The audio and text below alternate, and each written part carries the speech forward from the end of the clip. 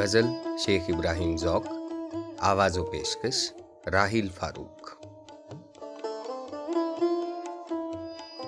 वो कौन है जो मुझ पे तासुफ़ नहीं करता, पर मेरा जिगर देख के मैं उफ़ नहीं करता।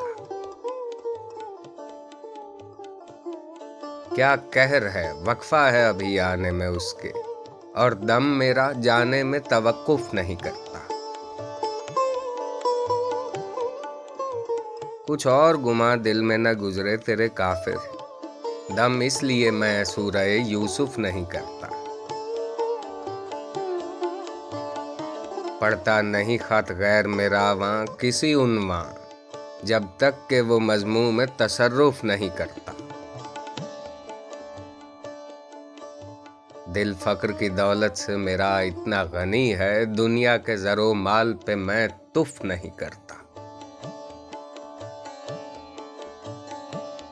ता साफ करे दिल न मए साफ से सूफी, कुछ सूद व सफ़ा इल्म तसव्वुफ़ नहीं करता।